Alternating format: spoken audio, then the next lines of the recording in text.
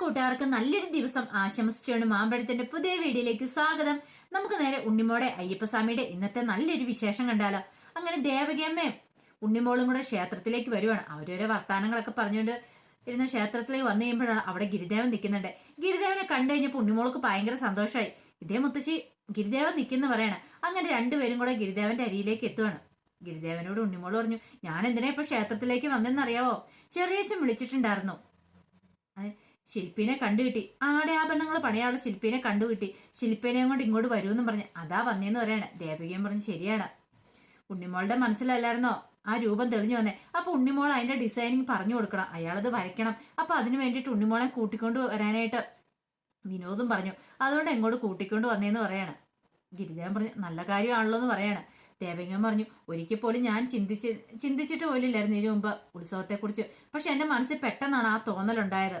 അങ്ങനെ ആ സമയത്ത് എൻ്റെ മനസ്സിൽ തോന്നിയ ആഗ്രഹം നടക്കാൻ പോവാ. അത് മാത്രമല്ല, ഉണ്ണിമോടെ ആഗ്രഹം, ഉണ്ണിമോടെ ഏറ്റവും വലിയ ആഗ്രഹമായിരുന്നു അയ്യപ്പ ഭഗവാൻ ആടയാഭരണങ്ങൾ.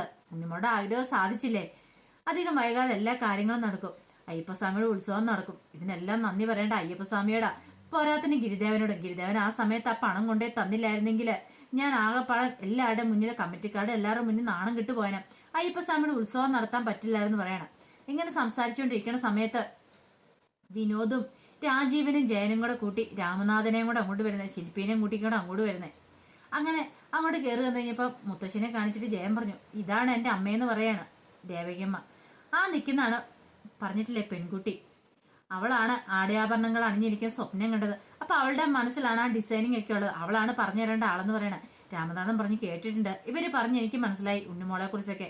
അത് മാത്രല്ല അമ്മേനെ കുറിച്ചും ഇവര് പറഞ്ഞിട്ടുണ്ടായിരുന്നു പറയണം. ശരി, എന്നാൽ നമുക്ക് അങ്ങോട്ട് പോയാലോ? ഉണ്ണിമോളുടെ മനസ്സിലുള്ള ആ ഡിസൈനിങ് അതെനിക്കൊന്ന് പറഞ്ഞു തരണം, എനിക്കത് പേപ്പറെ വരയ്ക്കാനാ, എന്നിട്ട് അതേ മോള് തന്നെ വരയ്ക്കാനാന്ന് പറയണം. ശരി, അതിനെന്താ പോവാലെന്ന് പറയണ. ഈ സമയത്ത് ഗിരിദേവൻ പെട്ടെന്ന് ശില്പിയോട് ചോദിച്ചു, അല്ല നിങ്ങൾ ഇതിനു മുമ്പ് എവിടെയെങ്കിലും ആഭരണങ്ങൾ പണിതിട്ടുണ്ടോ എന്ന് ചോദിക്കുകയാണ്. ആഭരണങ്ങൾ പണിത് കൊടുത്തിട്ടുണ്ടോ എന്ന് ചോദിക്കുകയാണ്.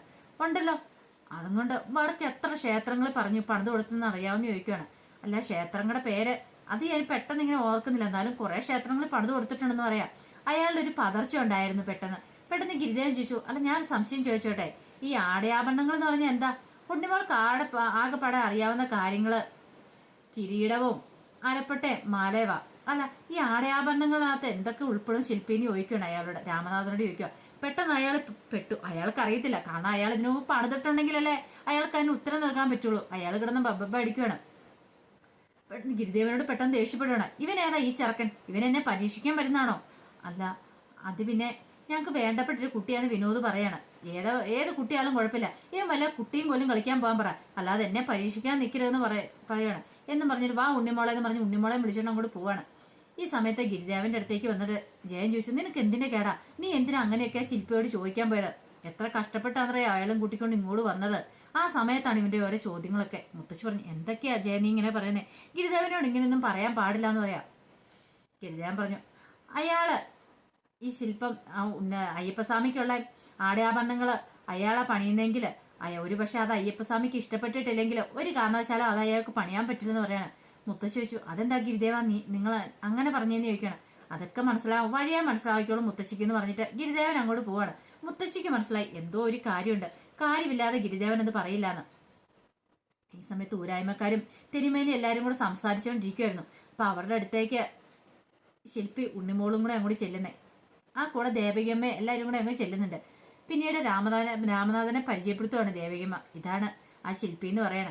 വിനോദ് പറഞ്ഞു, എത്ര കഷ്ടപ്പെട്ടാന്ന് ഞങ്ങളിത് കണ്ടുപിടിച്ചേ. ആ കുടുംബത്തിന്റെ ഇവിടുത്തെ ശില്പങ്ങളൊക്കെ പണിയണമെങ്കിൽ അല്ലെങ്കിൽ ആടയാഭരണങ്ങളൊക്കെ പണിയണമെങ്കിൽ കർണാടകയിലുള്ള അവർ തന്നെ വേണമെന്നല്ലേ പറഞ്ഞേ. ആ കർണാടകയിലുള്ള ആ ശില്പി കുടുംബത്തിലെ അംഗമാന്ന ഇയാള്, അതുകൊണ്ട് ഇയാളെ കൂട്ടിക്കൊണ്ട് ഇങ്ങോട്ട് വന്നേന്ന് പറയാം. പെട്ടെന്ന് ശില്പി തന്നെ പരിചയപ്പെടുത്തണം, എൻ്റെ പേര് രാമനാഥൻ, ആ കർണാടകയിലുള്ള ശില്പി കുടുംബത്തിൽപ്പെട്ട ഒരാൾ തന്നെയാണ് ഞാനെന്നും പറയണം.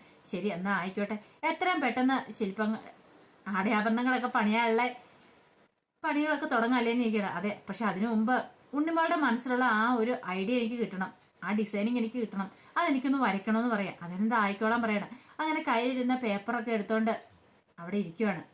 അങ്ങനെ ഉണ്ണിമോള് തൻ്റെ മനസ്സിലുള്ള ആ കാര്യങ്ങളെല്ലാം പറഞ്ഞു കൊടുക്കുവാണ്. അയ്യപ്പസ്വാമിയുടെ ആ രൂപത്തില് ആ ആടയാഭരണങ്ങളൊക്കെ അണിഞ്ഞിരിക്കുന്ന കിരീടം എങ്ങനെയാണെന്നും മാല എങ്ങനെയാണെന്നും അരപ്പട്ട എങ്ങനെയാണെന്നും അതൊക്കെ പറഞ്ഞു കൊടുത്തോണ്ടിരിക്കുക. അതെല്ലാം രാമനാഥൻ ഇങ്ങനെ വരച്ചുകൊണ്ടിരിക്കുകയാണ്.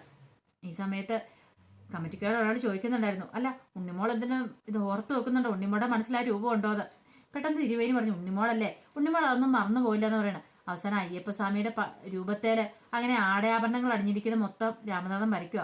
അങ്ങനെ വരച്ചു തീർന്നു കഴിഞ്ഞപ്പോഴത്തേനും ഉണ്ണിമോട് ചോദിച്ചു, നോക്കിയേ ഇനി ഇതിനകത്ത് എന്തെങ്കിലും മാറ്റം വരുത്തോണ്ടോ നോക്കാൻ പറയണം. പെട്ടെന്ന് ഉണ്ണിമോളെ നോക്കി, അതിശയം തന്നെ, ഞാൻ ആ കണ്ട പോലെ തന്നെയുണ്ട്, ഒരു മാറ്റം വരുത്താണോ അതുപോലെ തന്നെയെന്ന് പറയണേ. എല്ലാവരും നോക്കുകയാണ്. അപ്പൊ എല്ലാവർക്കും ഇഷ്ടപ്പെട്ടു. അപ്പൊ ഊരായ്മക്കാരിൽ ഒരാൾ പറഞ്ഞു, അല്ല ഇനിയിപ്പം മാറ്റേണ്ട ആവശ്യമില്ല, എല്ലാവർക്കും മനസ്സിലായില്ലേ, എല്ലാവരും അംഗീകരിച്ചില്ലേന്ന് ചോദിക്കുകയാണ്. ഈ ആടയാഭരണങ്ങൾ എല്ലാവരും അംഗീകരിച്ചു, ഒരു കുഴപ്പമില്ല, അപ്പൊ ഇനിയിപ്പോൾ പണി തുടങ്ങാന്ന് പറയാണ്.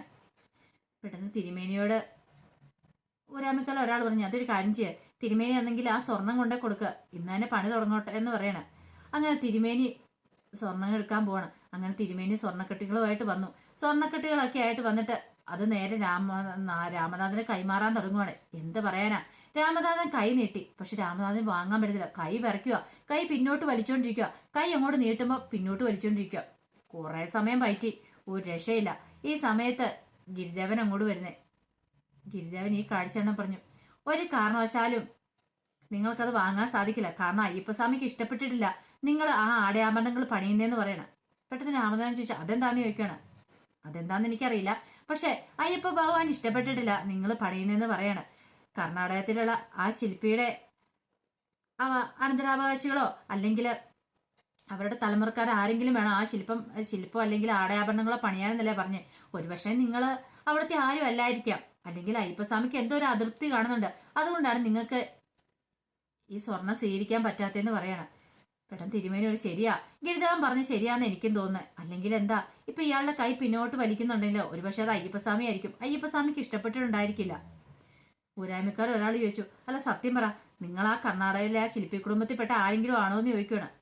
അല്ല അത് പിന്നെ ഞാൻ അവിടെ ഉള്ളതെന്ന് വേണം. എന്നാ പിന്നെ എന്താ ഇങ്ങനെ സംഭവിച്ചേ? വിനോദ് പറഞ്ഞ്, ഞങ്ങൾ കുറെ അന്വേഷിച്ച് കണ്ടുപിടിച്ചാ. അല്ല നിങ്ങൾ ഞങ്ങളോട് കള്ളത്തരമൊന്നും പറയുന്നല്ലോ, അവിടുത്തെ ഒരാൾ ഓടിപ്പോയെന്നാ നിങ്ങൾ പറഞ്ഞത്. അപ്പൊ പിന്നെ നിങ്ങൾക്ക് ആ കുടുംബമായിട്ട് ബന്ധമുണ്ടോന്ന് ചോദിക്കണം. അല്ല ബന്ധമുണ്ടോന്ന് ചോദിച്ചിട്ടുണ്ടെങ്കിൽ ബന്ധമുണ്ട്, ഞാൻ ആ തറവാട്ടിൽ തന്നെ ഉണ്ടായതാന്ന് പറയണം. ഗിരിദേവൻ പെട്ടെന്ന് പറഞ്ഞു, അങ്ങനെ പറഞ്ഞിട്ട് കാര്യമില്ല. ശരിക്കും പറഞ്ഞിട്ടുണ്ടെങ്കിൽ ആ ശില്പിയുടെ ഈ ആടയാഭരണങ്ങളൊക്കെ പണിയാനായിട്ട് അർഹതയുള്ള ആരാന്നറിയോ? ഒന്നെങ്കിൽ ആ ശില്പിയുടെ മകന്, അല്ലെങ്കിൽ കൊച്ചുമക്കൾക്ക്. അങ്ങനെയാണ് ആ പരമ്പര അങ്ങോട്ട് മുന്നോട്ട് പോകുന്നത്. അപ്പൊ അവർക്ക് മാത്രമേ ഇത് പണിയാൻ പറ്റുള്ളൂ, അല്ലാതെ വേറെ ആർക്കും ഇത് പണിയാൻ പറ്റില്ലെന്ന് പറയണം. ബാക്കി എല്ലാവരും കൂടെ നിന്നവർക്ക് എല്ലാവർക്കും മനസ്സിലായി ആ ശില്പി ആ കുടുംബത്തിൽ പെട്ടതല്ല, അതുകൊണ്ടാണ് ആ സ്വർണം ഏറ്റുവാങ്ങാൻ പറ്റാത്തത്. പെട്ടെന്ന് ശില്പിക്ക് അങ്ങോട്ട് ദേഷ്യം വന്നു ഗിരിദേവന്റെ വാക്കുകളൊക്കെ ഇട്ട് കഴിഞ്ഞപ്പോ, ഓഹോ അപ്പൊ ഇനി ആ കർണാടക കുടുംബത്തിലുള്ള ശില്പിനെ കൊണ്ട് മാത്രമേ നിങ്ങൾ പണിയിക്കുള്ളൂ. എന്നാ നിങ്ങൾ കേട്ടോ, അവിടെ ആരും ഇപ്പൊ ഇങ്ങനെ ഇല്ല. ഒരാൾ പണിതുകൊണ്ടിരുന്നവനാ, അവൻ എങ്ങോട്ടൊന്നില്ലാതെ പോയിട്ടുണ്ട്. ഇനി അവനെ കിട്ടിയിട്ട് ഈ ആടാഭരണങ്ങൾ പണിയാനാണെങ്കിൽ ഒരു കാരണവശാലും നടക്കില്ല എന്ന് പറയാണ്. തിരുമേനി പറഞ്ഞു, അയ്യോ അങ്ങനെ പറയരുത്, കാരണം ഇവിടുത്തെ ഭഗവാന്റെ ഉത്സവം നടത്തുന്ന പ്രതിഷ്ഠാ ദിനത്തോടനുബന്ധിച്ചാണ്. അന്നാണ് ഈ ആടയാഭരണങ്ങളൊക്കെ അണിഞ്ഞ് ഭഗവാനെ ഇരുത്തണ്ടേ. അത് മിഥുനം 10 കുറച്ച് ദിവസങ്ങൾ മാത്രമേ ബാക്കിയുള്ളൂ. ഇനിയിപ്പം 3-4 ദിവസത്തിനുള്ളിൽ പണിതാൽ മാത്രമേ ആ സമയമാകുമ്പത്തേനും പണി തീരത്തുള്ളൂ എന്ന് പറയാണ്. ശരിപ്പ് പറഞ്ഞു, എന്നാൽ നിങ്ങളുടെ മോഹം അങ്ങോട്ട് ഉപേക്ഷിക്കുന്നത് നല്ലത്. ഒരു കാരണവശാലും ഈ ആടയാഭരണങ്ങൾ പണിയാൻ പറ്റില്ല. ഇനി ആ കുടുംബത്തിൽ നിന്ന് ആരെങ്കിലും വന്ന് പണിയണമെങ്കിൽ നിങ്ങൾ ഇനിയിപ്പം ഉത്സവം എന്നുള്ള ആ പ്രതീക്ഷ എന്നെ അങ്ങോട്ട് മാറ്റി വെച്ചേക്കാൻ പറയാണ്. ഒരിക്കലും നിങ്ങൾക്ക് സാധിക്കില്ല എന്ന് പറയാം. പെട്ടെന്ന് ഉണ്ണിമോൾക്ക് സങ്കടമായി. ഉണ്ണിമോള് പൊട്ടിക്കരഞ്ഞുകൊണ്ട് അങ്ങോട്ട് ഓടുവാണ്. ദേവികമ്മ പുറകെയും ചെന്നു. ഉണ്ണിമോള് പെട്ടെന്ന് ആലഞ്ചോട്ടി പോരുന്ന് പൊട്ടിക്കരയുമ്പോൾ ദേവം വെച്ച്, മോള് വിഷമിക്കാതെ എന്തേലും മാർഗം ഉണ്ടാക്കാന്ന് പറയാണ്. എന്താ ചെയ്യുന്നത് എനിക്ക് അറിയത്തില്ല, എന്റെ ഏറ്റവും വലിയ ആഗ്രഹമായിരുന്നു ഉത്സവം നടത്തുക, അയ്യപ്പസ്വാമിക്ക് ആടയാഭരണങ്ങൾ എന്ന് പറഞ്ഞിട്ടുണ്ടെങ്കിൽ ആ ആഗ്രഹം നടക്കാതെ പോവില്ലേ മുത്തശ്ശി, എനിക്ക് എന്ത് ചെയ്യണമെന്ന് അറിയത്തില്ല, എനിക്ക് സഹിക്കാൻ പറ്റുന്നില്ലെന്ന് പറയാണ്. അയ്യപ്പസ്വാമി എന്തേലും ഒരു വഴി കാണിച്ചു തരാതിരിക്കില്ല, എന്നാലും എനിക്ക് ആ കർണാടക കുടുംബത്തിൽപ്പെട്ട ഏതെങ്കിലും ഒരു ശില്പീനെ അല്ലെങ്കിൽ ആ ഒളിച്ചുപോയ ആളെ കണ്ടെത്താൻ പറ്റുമായിരുന്നെങ്കിൽ ഈ ഉത്സവം നടത്താൻ പറ്റുമായിരുന്നു, അയ്യപ്പസ്വാമിക്ക് ആടയാഭരണങ്ങൾ നൽകാൻ പറ്റുമായിരുന്നു. അല്ലെ മുത്തശ്ശിന്ന് ചോദിക്കാം. അതെ, ഇനിയിപ്പോൾ എന്ത് ചെയ്യാൻ പറ്റുമെന്ന് ചോദിക്കുകയാണ്. ഈ സമയത്താണ് അങ്ങോട്ട് ഗിരിദേവൻ വരുന്നത്. ഗിരിദേവൻ വന്നിട്ട് ചോദിച്ചു, ഉണ്ണിമോൾ എന്തിനാ സങ്കടപ്പെടുന്നത്, കരയണ്ടാന്ന് പറയാണ്. എങ്ങനെ കരയാതിരിക്കും, ആടയാഭരണങ്ങൾ പണിയാൻ പറ്റില്ലല്ലോ, എനിക്ക് സങ്കടമാണ്, എൻ്റെ ഏറ്റവും വലിയ പ്രതീക്ഷയായിരുന്നു പറയാം. ജയനും വിനോദും രാജീവനും എല്ലാവരും കൂടെ അങ്ങോട്ട് വരുന്നുണ്ട്. ഉണ്ണിമോള് കരച്ചിൽ കണ്ടപ്പോൾ അവർക്ക് സങ്കടമായിപ്പോയി. ഗിരിദേവൻ പറഞ്ഞ്, സങ്കടപ്പെടണ്ട, ഒരാൾ ഓടിപ്പോയിട്ടുണ്ടെന്നല്ലേ പറഞ്ഞേ, അവിടുത്തെ കർണാടകത്തിലെ ആ ശില്പികൾ ഒരാള്. ഒരു പക്ഷേങ്കിൽ അയാളെ നമുക്ക് കണ്ടുപിടിച്ചാൽ പ്രശ്നങ്ങൾക്ക് പരിഹാരം ആവില്ലേന്ന് ചോദിക്കണം. എവിടെ പോയി കണ്ടുപിടിക്കാനേ ഗിരിദേവ. പക്ഷെ ഉണ്ണിമോള് മനസ്സിലിങ്ങനെ പെട്ടെന്ന് കുറെ ചില കാര്യങ്ങളൊക്കെ ഓടി വരുവാണ്. ഉണ്ണിമോള് പെട്ടെന്ന് പറഞ്ഞു, ഗിരിതാവ, ഒരു കാര്യം ഞാൻ ഉറപ്പിച്ചു, എവിടെയാണെങ്കിലും ഞാൻ ആ ശില്പിനെ കണ്ടെത്തുമെന്ന് പറയണം. എന്റെ ആഗ്രഹം സാധിക്കണം. അയ്യപ്പസ്വാമിയുടെ ഉത്സവം ഞാൻ നടത്തും. അയ്യപ്പസ്വാമിക്ക് ആടയാഭരണങ്ങൾ ഞാൻ പണിയിക്കും എന്ന് പറയണം. ഒരു നിമിഷം എല്ലാവരും ഒരു ഞെട്ടലുണ്ടായി. അപ്പോൾ ഒരു പുച്ഛഭാവം ജയന്തിയൊക്കെ മുഖത്ത്. ഇവളിനി എങ്ങനെ പോയി കണ്ടുപിടിക്കാനാ? എവിടെ എന്താണെന്നൊന്നും അറിയത്തില്ല, എങ്ങനെ പോയി കണ്ടുപിടിക്കും എന്നുള്ളത്. ഗിരിജാൻ പറഞ്ഞു, ഉണ്ണിമോൾക്ക് അങ്ങനെ ഒരു തീരുമാനം ഉണ്ടെങ്കിൽ ഉണ്ണിമോളുടെ ഒപ്പം ഞാനും ഉണ്ടാവും. ആ ശില്പിനെ കണ്ടുപിടിക്കാൻ ഉണ്ണിമോളുടെ ഒപ്പം ഞാനും വരാമെന്ന് പറയണം. അങ്ങനെ രണ്ടുപേരും കൂടെ പോകാനായിട്ട് തീരുമാനിക്കുകയാണ്. അപ്പൊ അതിന്റെ വിശേഷങ്ങളൊക്കെ നമ്മളിന്ന് കണ്ടത്. ഇതിന്റെ ബാക്കി വിശേഷങ്ങളുമായിട്ട് വൈകുന്നേരത്തെ പ്രൊമോയി വരാട്ടോ. ആദ്യമായിട്ട് കാണുന്നവരാണെങ്കിൽ ചാനൽ ഇഷ്ടപ്പെട്ട ഒന്ന് സബ്സ്ക്രൈബ് ചെയ്യാൻ മറക്കരുതേ.